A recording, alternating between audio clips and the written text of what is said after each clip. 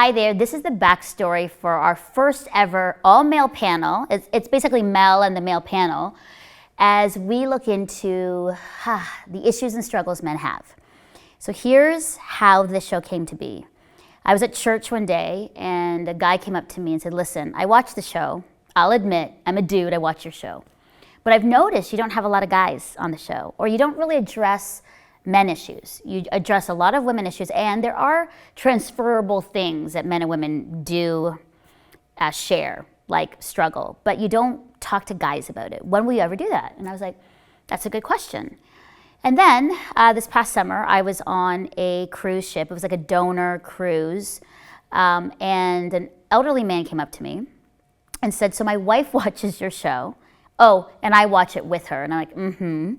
And he said to me, I would love for See Hear Love to do a show of all men, talking about our struggles and how Jesus informs our struggles and give voice to men.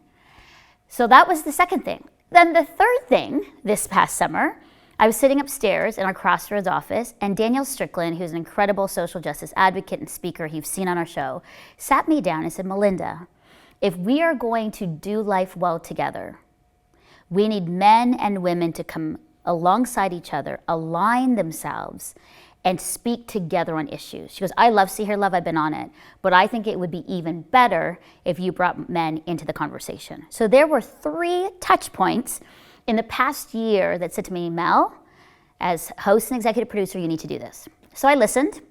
So this is actually almost like a you asked and I listened and I'm answering.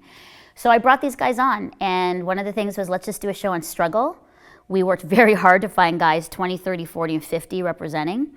It was hard, and it was interesting to throw some guys together that don't know each other to talk about their own struggles through the decades and struggles with their own faith. So that's the backstory, and the show's pretty awesome. There's a twist at the end. I actually was going in one direction, and when we took a break, it went completely in a different direction, and I think that's the God part. I think that we're about listening to God's Spirit and changing things if we need to. And I think that what I didn't realize was that after, I'll tell you this because this is the backstory, but after the show, a lot of them texted me, the men that were on the show, and said, thank you for honoring us and giving us a voice. We don't get that a lot. Funny enough, we lead and we're pastors and we do all this, but a lot of times nobody asks us, especially women, to come on and share our side of the story or our struggles and let us talk it through and be patient with us as we kind of fumble through things.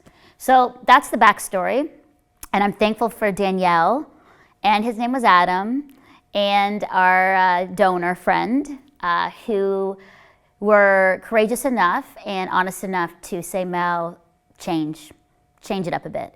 So I'm excited for the show. You're going to learn a lot. Pray for these guys and pray for the men in your own life that they would continue to be strong and honest and open and vulnerable, and that they would listen to God's Spirit speak to them every day.